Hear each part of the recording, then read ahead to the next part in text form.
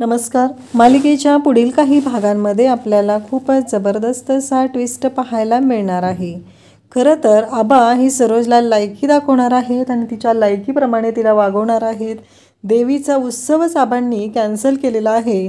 त्यामुळं अद्वैतकडे कोणताही पर्याय राहत नाही, कारण सगळ्यांना निमंत्रणं गेलेली असतात आणि जर अचानक आपण देवीचा उत्सव करणार नाही तर गेली 100 वर्षांची जी परंपरा आहे ती मोडीच निघणार आहे आणि त्यामुळं आपली बदनामी होणार आहे.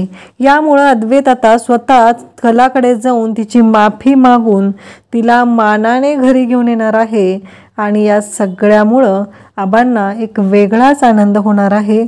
आणि आबा त्यावेळेस मात्र आता इथे कलाच्या बाजूने खंबीरपणे उभे असणार आहेत आणि सरोजला तिची लायकी दाखवणार आहेत. पण तरीही कलाचा मोठेपणा आबा सरोजच्या समोर दाखवणार आहेत. आबांनी सरोजला देवीच्या उत्सवात अजिबात सामील व्हायचं नाही हे ठणकावून सांगितलेलं आहे. आबांचं असं म्हणणं आहे की काहीही झालं तरी सरोज तू इथे येऊच नकोस, कारण तू इथे येऊन गोंधळच घालणार आहे. तर आम्हाला असं वाटत आहे की तू इथं गोंधळ घालायला येऊ नयेस. आम्ही आमचं बघून घेऊ. कारण ज्या घरच्या सुनेला तू मान देऊ शकत नाही, घरच्या लक्ष्मीला तू मान देऊ शकत नाही, तर तू इथे कार्यक्रमात यायची काही गरज नाही हे आबांनी ठणकावून सांगितलेलं आहे. आणि सरोजला सांगितलेलं आहे की अजिबात तू देवीच्या उत्सवामध्ये कोणत्याही कार्यक्रमामध्ये यायचं नाही. आणि सरोजला तिची लायकी दाखवलेली असते. तर नक्की काय होतं, कशामुळं अद्वैत जातो आणि कला कशी काय तयार होती हे आपल्याला या व्हिडिओमध्ये पाहायला मिळणार आहे. तर इकडे सरोजने संगीता जेव्हा आपल्या कलाची बाजू घेत असते, सांगत असते, अहो देवाब्राह्मणांच्या साक्षीने तुमच्या मुलाचं आणि माझ्या मुलीचं लग्न झालेलं आहे, तुम्ही कसं म्हणता की ती कोण नाही आहे? अख्खं कोल्हापूर ओळखतंय की कला ही अद्वैत चांदेकरची बायको आहे, चांदेकरांची सून आहे, मग तुम्ही कसं नाकारताय हे? हा प्रश्न संगीता विचारत असते. आणि त्याच वेळी आपल्याला पाहायला मिळतं की संगीताने असं विचारल्यामुळे सरोजला राग आलेला असतो. सरोज डायरेक्ट संगीताला ढकलते आणि संगीता पडणार असते. त्यावेळेस कला संगीताला सावरते. पण त्याच वेळी आबा देवीच्या दर्शनाला बाहेर गेलेले असतात. आबा घरी येतात आणि आबांच्या समोर हे सगळं घडतं. आबांच्या समोर हे सगळं घडलेलं असतं कारण संगीता आणि कला दोघीही आबांच्या पायात पडलेल्या असतात आणि सरोजने हे ढकललेलं आहे हे आबांनी स्वतः पाहिलेलं असतं. त्यामुळं आबांनाही खूप राग आलेला असतो. आबाही खूप चिडलेले असतात. तेव्हा सरोजला म्हणतात की तुझ्याकडून मला अशी अपेक्षा नव्हती, एवढ्या खालच्या थराला तू जाशील असं स्वप्नातही वाटलं नव्हतं, पण शेवटी आज तू तुझी लायकी दाखवलेली आहे आणि हे सगळं तू केलेलं आहेस. इकडे आबांना खूप राग आलेला असतो. आबा खूप चिडलेले असतात. आबांचं असं म्हणणं असतं की काहीही झालं तरी सरोज मला तुझ्याकडून ही अपेक्षा नव्हती, तू अशा पद्धतीनं वागशील असं मला स्वप्नातही वाटलं नव्हतं, पण आज तू तुझी लायकी दाखवलेली आहे आणि तू इतके दिवस झालं मी माझ्या मुलाच्या विरोधात जाऊन तुला सपोर्ट करत होतो, पण आज तू जे काय केलेलं आहे त्याची शिक्षा तुला भोगावी लागणार आहे. तुला मी ऑलरेडी शिक्षा दिलेली होती, तू माझ्याशी बोलायचं नाही, पण तेवढ्याने तुला काही फरक पडला नाही, तुझ्यात काही बदल झाला नाही. त्यामुळं मी आत्ता तुला सांगतोय की देवीच्या उत्सवामध्ये तू कसलाही सहभाग घ्यायचा नाही आणि तुझं जे काय वागणं चाललेलं आहे ते पूर्णपणे चुकीचं आहे. त्यानंतर आबा संगीता आणि कलाची माफी मागू लागतात. त्यांना म्हणू लागतात की खरंच मला माफ करा, तुमच्या मुलीच्या बाबतीत मी चुकलेलो आहे, मी तिला नीट सांभाळू शकलो नाही, तिला या घरचा मान देऊ शकलो नाही असं म्हणत आबांनी संगीताची माफी मागितलेली आहे. संगीताला सांगितलेलं आहे की काहीही झालं तरी आत्ता तुमच्या मुलीच्या बाबतीत माझा निर्णय चुकलेला आहे, तिला त्रास झालेला आहे, त्यासाठी माफ करा. तेव्हा संगीता म्हणते की आबा तुम्ही माफी मागू नका, तुम्ही खूप मोठे आहात, पण आत्ता मी माझ्या मुलीला इथे ठेवून जाऊ शकत नाही. हे ऐकल्यानंतर आबांनाही धक्का बसलेला असतो. आबाही म्हणतात की पण असं का असं म्हणताय तुम्ही? तेव्हा संगीता म्हणते की कसं आहे, आत्ताच तुम्ही पाहिलेलं आहे की माझ्या मुलीच्या बाबतीत काय घडलेलं आहे, कारण तिला या घरामध्ये कशी वागणूक दिली जात आहे. मग आता मी पुन्हा जर माझ्या मुलीला इथेच ठेवून जायचा निर्णय घेतला तर ते खूप अवघड होईल. माझ्या मुलीच्या बाबतीत मी आता हेगै करू शकणार नाही असं संगीता आबांना सांगत असते आणि मी माझ्या मुलीला घेऊन इथून जाणार आहे. आबा खूप चिडलेले असतात. आबांना असं वाटत असतं अद्वैत तरी म्हणेल, अद्वैत तरी सांगेल, पण आबांचं म्हणण्यानुसार काहीच घडत नाही. आणि इकडे कला त्याचबरोबर तिथे कला उभी असते. तर सरोज कलाला म्हणते की या अपमानाचा बदला मी घेणार आहे, कारण तू माझ्या बाबतीत जे काय केलेलं आहे ना त्याचा मी अगदी हिशोब चुकता करणार आहे, तुला तुझी लायकी दाखवणार आहे, हे सगळं बोललं जात असतं. आणि त्याचबरोबर आबा, त्याचबरोबर अद्वैत सर्वजण तिथं असतात आणि सगळ्यांनाच आबा म्हणतात की जे काय घडलेलं आहे ते पूर्णपणे चुकीचं घडलेलं आहे, कारण कलाच्या बाबतीत असं होईल असं मला स्वप्नातही वाटलं नव्हतं. आणि त्याचबरोबर आबा म्हणतात की अद्वैत, आता कलाने घरी जायचा निर्णय घेतलेला आहे, त्यामुळे एक गोष्ट लक्षात ठेव, मी तुला आधीही सांगितलं होतं की तू सुनबाईशी व्यवस्थित वाग, पण तू ते ऐकलेलं नाहीस आणि तू तुझंच खरं केलेलं आहे. त्यामुळं एक गोष्ट लक्षात ठेव, काही झालं तरी आत्ता सुनबाई घर सोडून चाललेली आहे, या सगळ्याला पूर्णपणे तू जबाबदार आहे, असं आबा स्पष्टपणे सांगत असतात. आणि त्याचबरोबर आबा म्हणतात की जे काय घडत आहे त्या सगळ्याला पूर्णपणे तू जबाबदार आहेस. हे सगळं झाल्यानंतर आबा मात्र खूप चिडलेले असतात आणि अद्वैतला म्हणतात की आता अद्वैत, मी एक निर्णय घेतलेला आहे, तो असा आहे की काहीही झालं तरी चांदेकरांच्या घरी आता देवीचा उत्सव होणार नाही. 5व्या माळेला देवीची स्थापना केली जाणार होती, पण ते अजिबात होणार नाही, कारण आत्ता घरच्या सुनेला जर मान दिला जात नसेल, तिच्याशी चुकीचं वर्तन केलं जात असेल, तर मग देवीचा उत्सव करण्यात काय अर्थ आहे. या घरची सासू घरच्या सुनेला घराच्या बाहेर हकलून देते, रात्रभर तिचा नवरा तिला बाहेर ठेवतो, तिला समजवून तो घरात आणू शकलेला नाही, तर हा देवीचा उत्सव करण्यामध्ये काय अर्थ आहे, असं आबा बोलत असतात. त्याचवेळी अद्वैतला मात्र धक्का बसलेला असतो. अद्वैत म्हणत असतो की आबा, असं काय म्हणताय तुम्ही. तेव्हा आबा म्हणतात की हे बघ अद्वैत, मी जे खरं आहे तेच सांगत आहे, काही झालं तरी देवीचा उत्सव होणार नाही म्हणजे होणार नाही, कारण माझा निर्णय झालेला आहे आणि आता यापुढे कोणीही तो निर्णय बदलू शकत नाही. मी तुलाही तो ऑप्शन दिलेला होता, मी तुलाही सांगितलेलं होतं की घरच्या सुनेला तू जाऊन घेऊन ये, पण तू काही आणू शकलेला नाही, तुला ते करावं वाटलं नाही आणि त्यामुळंच आता मला हा निर्णय घ्यावा लागत आहे, आबांनी स्पष्टपणे सांगितलेलं असतं. आणि त्याचबरोबर इकडे आबांनी जो निर्णय दिलेला असतो त्या निर्णयामुळे आता वाट लागलेली असते, ती म्हणजे अद्वैत आणि सरोजची. त्यांना कळायचं बंद झालेलं असतं की आपण हे सगळं काय करत आहोत, आपल्या सगळ्यांमुळं हे सगळं काय घडलेलं आहे.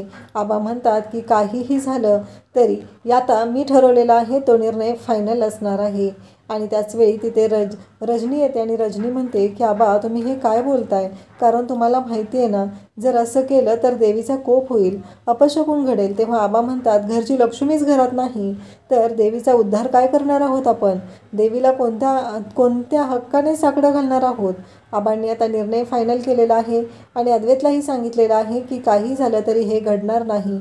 आबांनी कलाचीही समजूत घातलेली असते, पण कलाने सांगितलेलं असतं की माझा सेल्फ रिस्पेक्ट आहे आणि तो मला जपावाच लागणार आहे. आणि त्याचमुळं आबांनी आता कलाच्या निर्णयाचा आदर केलेला असतो, तिचा निर्णय ऐकलेला असतो आणि हे सगळं बोललं जात असतं. त्यानंतर आपल्याला पाहायला मिळतं की आबांचं असं म्हणणं आहे की आता काहीही झालं तरी या घरामध्ये कोणतीही गोष्ट होणार नाही. अद्वैत आता त्याच्याकडे कोणताही ऑप्शन राहत नाही. मग अद्वैत कलाला तिकडे खरेंच्या घरी बोलवायला जातो. तिथे तिला एक ऑर्डर आलेली असते मूर्तीची, ती मूर्ती घडवत असते. त्याचबरोबर रॉकेट तिच्या मदतीला असतो आणि रॉकेट तिच्याबरोबर असतो. तेव्हा मात्र अद्वैत कलाला म्हणतो की तू इथे मूर्ती काय घडवत बसलेली आहेस, तू चल घरी चल, तिथे आपल्याला देवीचा उत्सव करायचा आहे, देवीची स्थापना करायची आहे. तेव्हा कला म्हणते की चांदेकर, मी तुला आधीच सांगितलेलं होतं पण तू माझं ऐकलं नाहीस, त्यामुळं आता मी तुझं अजिबात ऐकणार नाही. तुला मी सांगितलेलं होतं की चांदेकर तू ये, पण तू आला नाहीस, मग आता मी काय येऊ. तू माझी माफी मागितली नाही आणि सरोज मॅडमनी त्यांची चूक मान्य केलेली नाही, त्यामुळं काहीही झालं तरी मी चांदेकरांच्या घरी येणार नाही. माझी काहीही चूक नसताना तू हा माझ्यावरती केलेला अन्याय आहेस, त्यामुळं काही झालं तरी मी तुझं ऐकणार नाही, असं कला स्पष्टपणे सांगत असते.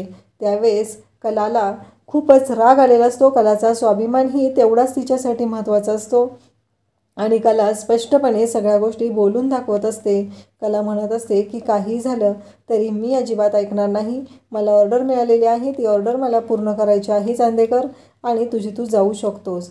मला या घरामध्ये आत्ता मी जे आहे ना ते सुखात आहे, मला तिकडे यायचं नाही, असं स्पष्टपणे कला सांगते. त्याचवेळी संगीता तिथं आलेली असते आणि संगीता म्हणते, आता आलात का तुम्ही अद्वैतराव? अहो, तुमची आई माझ्या मुलीला धक्के मारत घराच्या बाहेर काढत होती, तेव्हा तुम्ही नाही विश्वास ठेवला. मान्य मला, तुम्ही माझ्या मुलीला अजून तुमची बायको मानलेलं नाही, पण एक गोष्ट लक्षात ठेवा अद्वैतराव, काही झालं तरी देवा ब्राह्मणांच्या साक्षीने तुम्ही माझ्या मुलीशी लग्न केलेलं आहे, तिच्याबरोबर सप्तपदी चाललेले आहात, पण एक गोष्ट लक्षात ठेवा, तरीही तुम्हाला असं वाटत आहे की माझी मुलगी ही रस्त्यावर पडलेली आहे का? कारण जेव्हा तुमची आई तिचा अपमान करत होते तेव्हा मात्र तुम्ही मूग गिळून गप्प बसलेला होता आणि तेव्हा तुम्हाला काहीही बोलता आलं नाही, तेव्हा तुम्हाला जराही काही लाज वाटली नाही. या भाषेमध्ये संगीता बोलत असते. संगीताला खरं तर खूप राग आलेला असतो.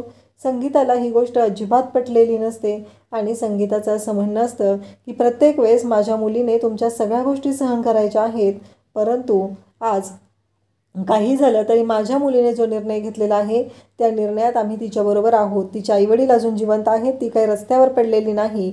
संगीता हे सगळं बोलत असते तेव्हा कला म्हणत असते की अगं आई शांत हो तू. तेव्हा संगीताचं असं म्हणणं असतं की मला एक गोष्ट सांगा अद्वैतराव, आत्तापर्यंत तुमच्या घरातल्या कोणाकोणाला माझ्या मुलीनं मारलेलं आहे म्हणून तुम्ही तिच्यावर असे आरोप केलेले होते? तेव्हा अद्वैत म्हणतो की नाही, तसं काहीच झालेलं नाही.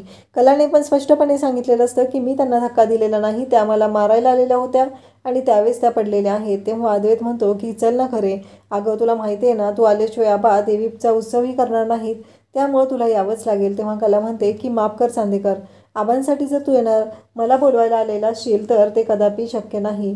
काही झालं तरी मी अजिबात ऐकणार नाही असं बोललेली असते. कला म्हणते की तुला जर वाटत असेल तर मी आबांसाठी यावं तर नाही, मी अजिबात येणार नाही. कारण तू तुझ्यासाठी मला बोलवायला आलेला नाहीस, तुझ्या मनाने मला बोलवायला आलेला नाहीस, तर तू आबांसाठी मला बोलवायला आलेला आहेस, त्यामुळं मी येणार नाही. कलाचं हे स्पष्ट बोलणं स्पष्ट ऐकून इकडे अद्वैतला मात्र धक्का बसलेला असतो. अद्वैतने ठरवलेलं असतं की काहीही झालं तरी आत्ता मी इथे थाईला घेतल्याशिवाय मी जाणारच नाही असं अद्वैतने स्पष्टपणे ठरवलेलं असतं. आणि त्याचबरोबर अद्वैत हेही म्हणालेला असतो की जोपर्यंत खरे येत नाही तोपर्यंत आपण जायचं नाही. जर खरे आली नाही तर खूप अवघड होणार आहे. देवीच्या उत्सवाच्या बाबतीतही खूप अवघड गोष्ट घडणार आहे. त्यामुळं आपल्याला काही करून खरेला आपल्यासोबत घेऊन जावंच लागणार आहे. आणि मग कलाला घेऊन शेवटी अद्वैत म्हणतो की तुला मी माफी मागतो, तिच्या पुढे हात जोडून माफी मागतो आणि म्हणतो की यापुढं माझ्याकडून अशी कोणतीही चूक घडणार नाही ज्यामुळं खरे तुला त्रास होईल आणि आता मी तुझ्यासोबत कायम असणार आहे असं अद्वैत स्पष्टपणे कलाला सांगत असतो.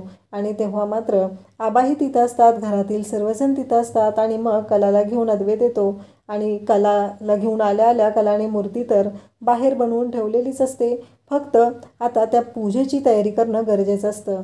आणि मग कला आणि अद्वैत दोघंही पूजेची तयारी करायला येतात. पूजा ही अद्वैत आणि कलाच्या हस्ते होणार असते, पण आबांनी सांगितलेलं असतं की सरोजने या कोणत्याही पूजेमध्ये यायचं नाही असं आबांनी स्पष्टपणे सांगितलेलं असतं. आणि जेव्हा आबांनी हे सांगितलेलं असतं तेव्हा मात्र सरोजची वाटच लागलेली असते. सरोजला कळायचं बंद झालेलं असतं आपल्या बाबतीत हे सगळं काय घडलेलं आहे, कारण हा सगळा मान आपला होता, आपण मिरवणार होतो, पण ही मुलगी आली आणि आपला सगळा मान सन्मान हिने हिरावून घेतलेला आहे, मी तिचं अजिबात सहन करणार नाही, हे सगळं सरोजने ठरवलेलं असतं. पण कलाने मात्र आबांचं ऑलरेडी मन जिंकलेलं असतं. कलाने सांगितलेलं असतं की आबा मला काय वाटतं माहिती आहे का, झालं गेलं ते आपण सगळ्यांनी विसरून जावं आणि सरोज मॅडमना आपण ह्या देवीच्या उत्सवामध्ये सहभागी करून घ्यावं. तेव्हा आबा म्हणतात की हे बघ पोरी, कसं आहे, तुझ्याशी ती कितीही चुकीचं वागली असली तरी तू तुझा चांगुलपणा सोडणार नाहीस हे मला माहिती आहे आणि त्यामुळं आता मला तुझा शब्द ऐकावाच लागेल, कारण मी तुला सांगितलेलं होतं की देवीच्या उत्सवाला ये आणि तू आलेली आहेस. तेव्हा इकडे कला म्हणते की हो आबा, म्हणून तर मी सांगत आहे ना तुम्हाला, त्यांना एकटीला तसं नका करू तुम्ही. आणि मग आबा म्हणतात की सरोज, देवीच्या उत्सवामध्ये तूही सामील होऊ शकते. पण असं आबा बोलतात आणि आबा म्हणतात की हे सगळं कलामुळं होत आहे. मला कलानेच सांगितलेलं आहे की आईंना म्हणजे सरोज मॅडमना पण तुम्ही या कार्यक्रमामध्ये सामील करून घ्या आणि हे सगळं मी निर्णय घेत आहे तो फक्त कलामुळे घेत आहे. आणि त्यामुळं सरोजला आणखी राग येतो, सरोज आणखी चिडते आणि सरोजला असं वाटायला लागतं की ही मुलगी मुद्दामच माझ्याबाबतीत असं वागत आहे असं सरोजला वाटू लागतं. आणि आता अद्वैत आणि कला दोघं जोडीनं पूजा करत आहेत आणि सरोज ही तिथे आरतीसाठी आलेली आहे. अशाच अपडेटसाठी चॅनलला सबस्क्राईब करा. थँक्यू.